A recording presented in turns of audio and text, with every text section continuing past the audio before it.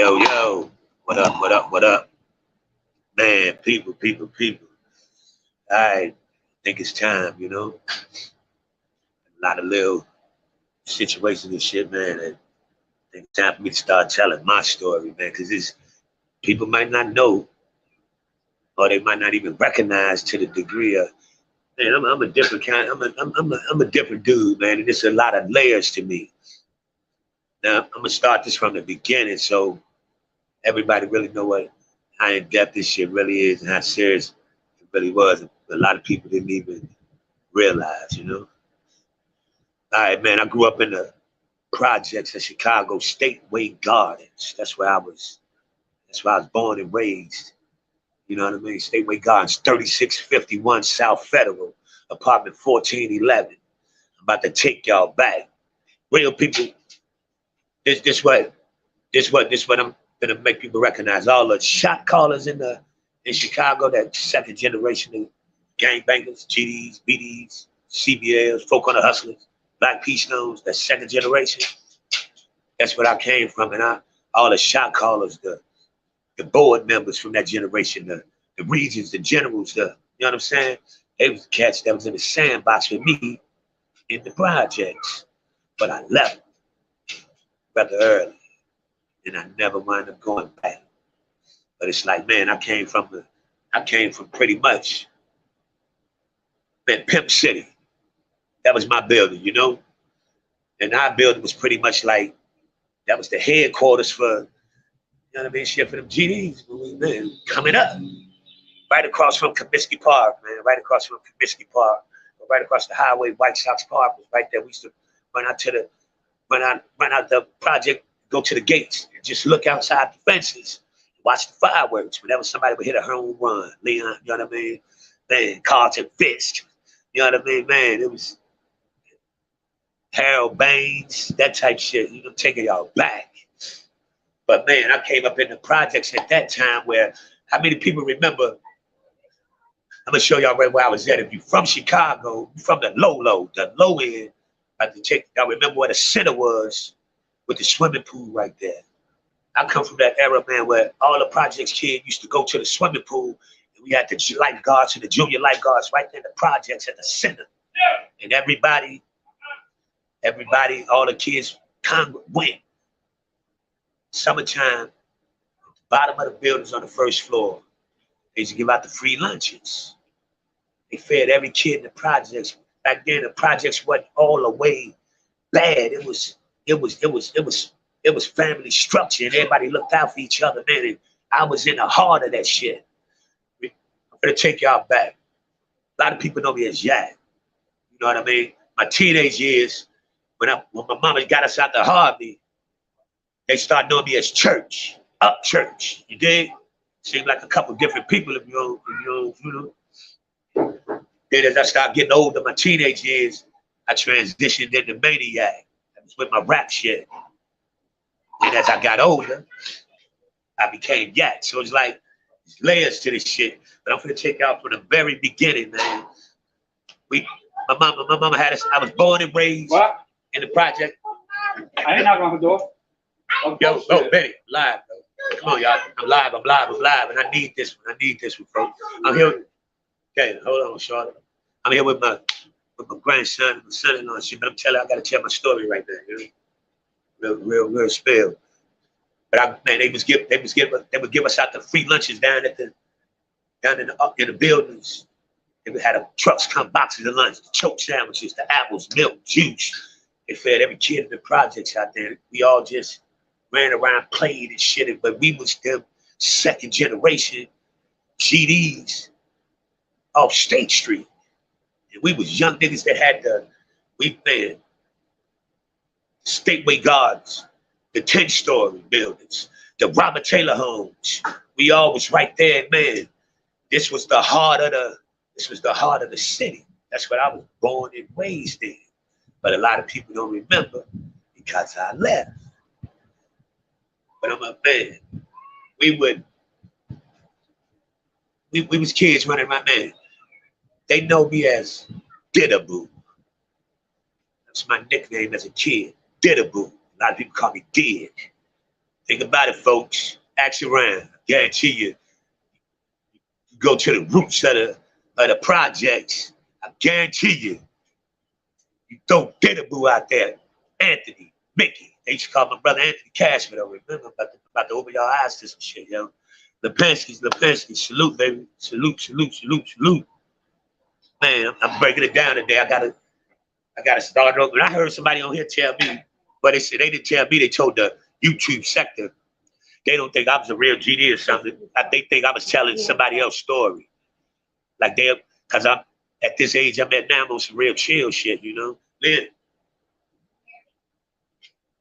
But it was like, I'm like, man, telling somebody else's story just because I transitioned somewhere, you know, to a grown dude.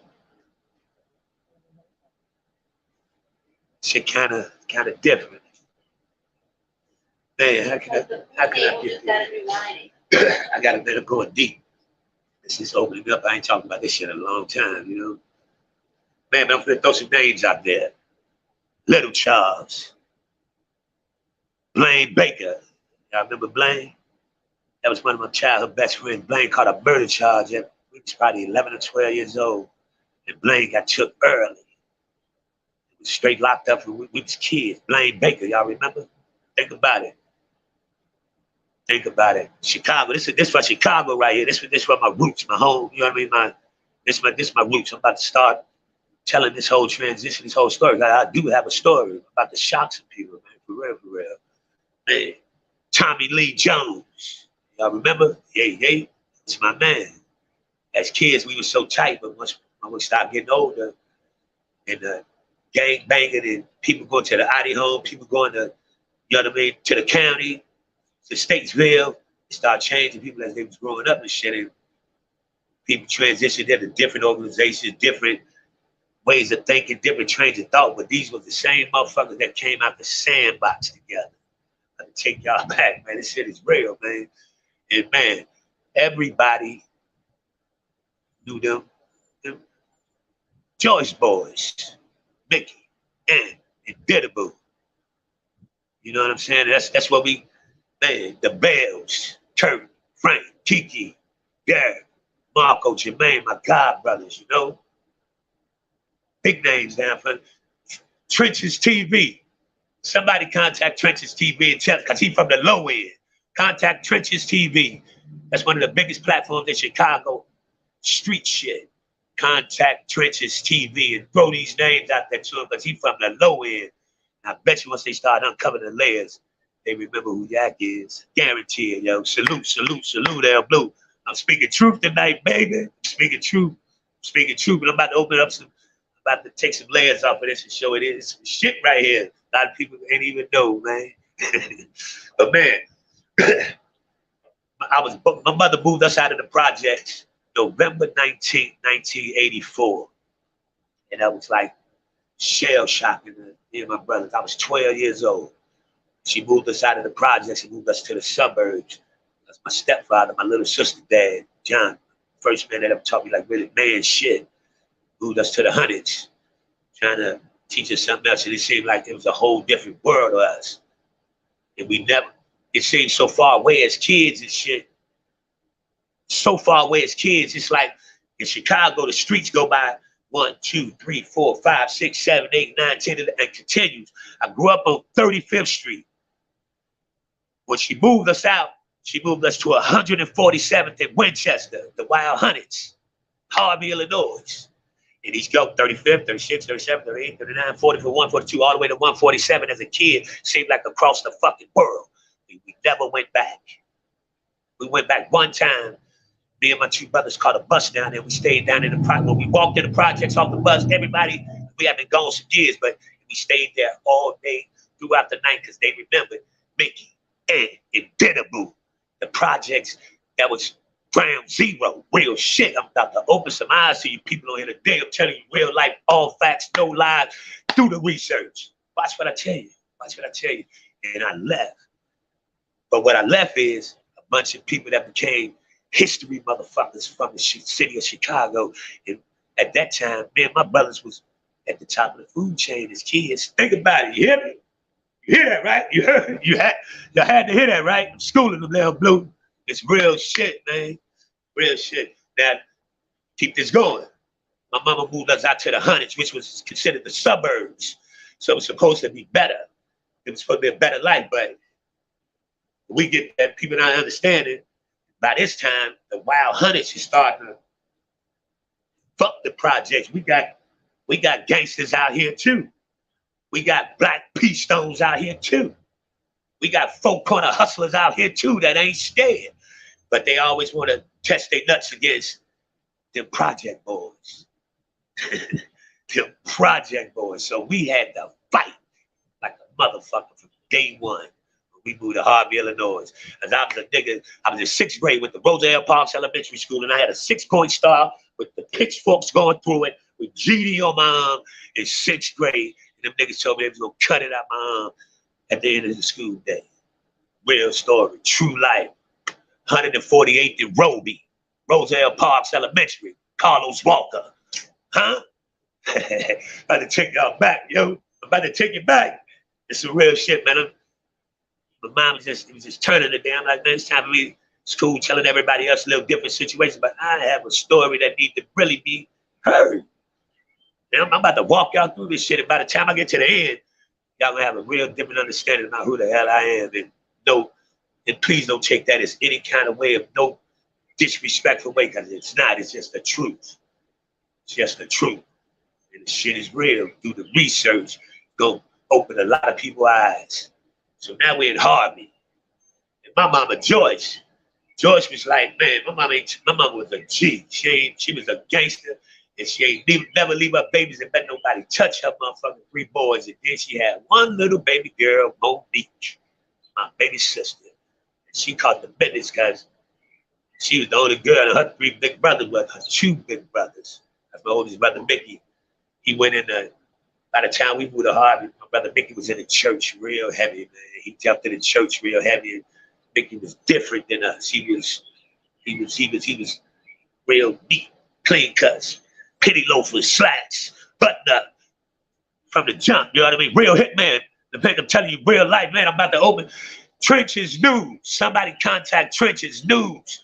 Throwing these names out here, they specifics, and I guarantee they touch some bones. They gonna touch your bones, and when you mention them, and then you ask them about DIDABO, they gonna know exactly who the fuck I am. Swear on everything. Watch what I tell you. Watch what I tell you. Telling y'all, man, facts. So this time, George, my mom is like, you gotta walk to the store to get whatever the fuck your mama want with them books of food stamps, and you bet not come in my mama's house talking about they took our stuff. And they jumped us every day. We made it in the house with my mama change in her bags of groceries. Bag might have been half tore up. We carried canned goods under one arm, bread out the bag, but that shit got in the house. We fought every day until they learned them motherfucking up church boys, they some problems. And you can still go there today. You can still go there today. And they gonna holler, as soon as I step out, church. They call me church out there, up church, them up church boys. Real life. Take some real shit. And that's when the gang banging came from the heart of it. But I wasn't a banger, but I was from the bangingest area in the city. And now as I'm starting to get into that life, all what I was told as a kid is coming out of me, and it's a step above a lot of motherfuckers my age. Plus my big brother, Ant. Little bitty nigga, about 5 foot. Nothing. Ball of fire, burning hands like a mother. He used to beat me up every day. He used to beat me up every day because I was real laid back and I didn't even like to fight. But my big brother was a fuck. He had a short man complex with a funky ass attitude. He was only light skinned when we used to call him white boy. He used to get mad as shit and beat the shit out of us. True story. My brother Anthony, I love him to death. Love him to death. He taught me how to be. Once I beat my brother one time in my childhood. Got up one morning, coming out the road, bumped shoulders. He was fixing his huffy bike. And I did what I did to him. My mother used to always tell me, "Did whoop his ass. You can beat him. He bigger than you." He used to always bust my nose, yo. He said, but every fucking day, bust my nose. Because I didn't like to fight. but my brother was a G. And he would come in every day with all the literature, 1 through 100. And what? What? You hear what I said, right? Notebook pads of it. And he would make his little brother know everything. Even though I wasn't loud. His little brother had to know everything because that was cash for little brother. My big brother he was a little bitty nigga, but he was a monster, you know? True story. Let's go out to Harvard. Talk about it. Man, it's real life. Stacy Kidd, what up? Holla at DJ Stacy Kidd, folks. Holla at DJ Stacy Kidd. Ask about Upchurch. Ask about church now. Giving y'all history right here, man. Salute. Frank White. I'm breaking it down for him today, man. I got to start giving it to him. You heard it on the album, right? I ain't gonna miss it. It's all match up. Cause ain't nothing but truth. It's my life story. I'm gonna walk it all the way up to that, bro. It's time for me to start talking about it and telling it. You know, it's time. Today I just felt it. Today, so it's like, man, we out in Harvard. We teenage years, and we had the bump shoulders and man, earn our respect because it was like I've been everywhere I've been in my life. When I was active or just claiming or representing, I have never claimed anything but GD my entire life, from Chicago to California to Texas to New Orleans to Baltimore. Everywhere I've been, no matter how many other people around, the nigga flip-flop from this one because that one was hot. I've never claimed nothing else but GD, even when it was niggas false flagging like crazy. Ask around, guaranteed. Do the research. And I've been around Crips, Bloods, everything, man. Everything you can name, and but my thing is, I'm a gangster for real. It don't matter what you is, because if I'm with you, that means you got to be all right, and I ain't gonna never leave. I've been like that my entire life. You got to turn around and see if I'm there. We don't look eye to eye and say, let's get the fuck up out of here. I'm in here somewhere. And that's how, man, they're like that my entire. And can't nobody tell you nothing different. But I have people come on here telling me, they don't think I'm from Chicago. He ain't no gangster disciple. He telling somebody else's story. Man. Just because I'm kicking 50 in the ass and I'm like real laid back and don't talk shit to nobody and I'm peaceful unless we ain't peaceful. It's we cool or it's the death to you. Ain't no in between. So that's why I'm so nice to everybody, because I don't got no problem with nobody over here. But you feel me? What's wrong with how unhonorable is that? Motherfuckers is crazy, man. And I'm telling y'all true facts. Watch this. Frank White about to open up a book on him, right? This gonna open a book. Watch what? It's gonna open a book. And I'm doing some real good content on here that's not getting heard enough. And it's some meat on these bones, man. That motherfuckers, if they really listen and open up that book, they go, damn, how the hell that nigga fly under the radar like that? It ain't nobody. Crazy, man. Crazy, man. And I'm telling y'all real, true facts, man. I don't mean to, I ain't trying to, you know what I mean, not pay the comments no matter nothing, man. I'm just, it's real spill, man. And it's like, man, the Harvey days, that's when I start going into my music. You know what I mean? But that's when I started getting that love for that hip hop. Around that time, and man, me, Mike Daly, John Hudson, it's the three of us. Think about it, Harvey, Illinois. Talk about it, church there. Who them two boys with church? We started rapping. And that became like a passion for me. And that kept me from going too far left or too far right, even though I came from all the funky business that's around here. I hear me, bro. All meat, no potatoes, baby. Man, thank you. And it's like, so I'm on a different path than where I started at. And I got a goal that I'm really chasing. My eyes on that prize. But I come from a place where don't nobody make it. Don't nobody think you gonna make it. And don't nobody want you to make it. That's where I came from. But that shit never crossed my mind that I couldn't make it. I always knew I could make it. And that kept me, even if I sold drugs, even if I was busting nigga across their shit, I only hit you to the white meat. I ain't trying to kill nothing. You understand what I'm saying? Because my goal was to not be the toughest nigga in the street, not to be the richest drug dealer. I always made enough to try to get me a studio, open up studio time that I was colder than these other niggas. Real true shit. So I never went straight too far to left my teenage years as my focus was on music. But I got a brother named Ant who run around Harvey acting a damn fool. Acting a damn fool, man. But by this time, Lil Bro is kind of becoming,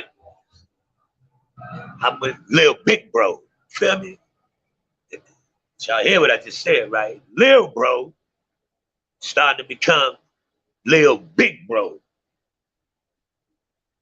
Because the nigga that I respected more than anything, that got the grit in me, that whooped my ass every day to make sure couldn't nobody outside that house touch me, wasn't on this shit like that with Lil Bro. Crutching, I dare somebody say something about my fucking brother. Real shit, yo. Man, you was supposed to have been on Facts. Your music is your story, baby. Man, bro, telling y'all some real. So what, as I'm moving around, and still the same type of dude. Listen to what I'm saying. As my brother got so much pride, he'll never feel vulnerable where he gotta make himself seem like he bowing down to his little brother about shit. His little brother gonna make sure I ain't never trying to pull my big brother down. So I slide through on some, man, I need you to do this and do that and just throw something, just throw it at him. So he gotta ask me. So that nigga don't go out there and do no dumbass shit. Feel me? And I know he wasn't gonna do right with it, but I ain't even get no fuck. Take that. Without him asking me for shit, yeah. That's making sure I'm lifting my big brother up, because that's still the toughest nigga I know. No matter how far he strayed, if anybody said anything to his little brother or looked like this for to touch his little brother, punish him.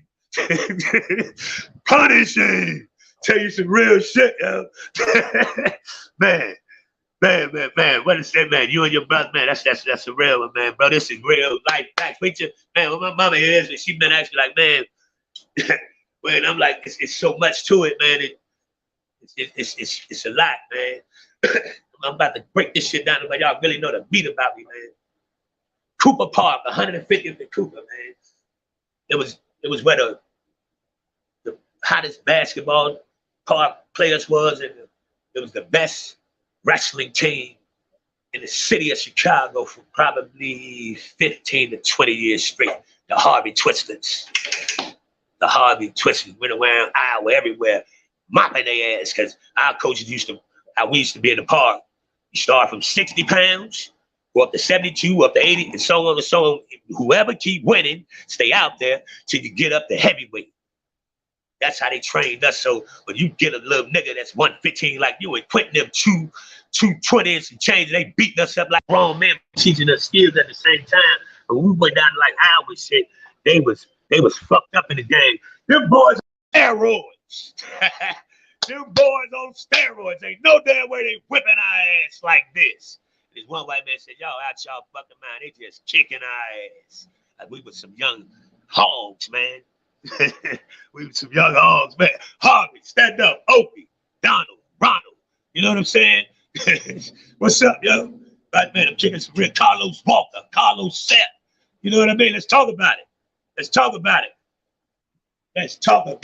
The village, baby. 159. You dig? And Drew, Big Drew live. You dig, man? Think of that. Somebody scream out there to the big boys in Chicago and ask them about church right now. Up church. Ask about it. Ask about them church boys. Bet you be still planning till this day I go back, even though it's look a little different to me because I left there too. I wound up leaving that motherfucker too. And come up to Baltimore. Like 1989, 1990. The first time I came. Hated this motherfucker. We was out in like Orange Mills.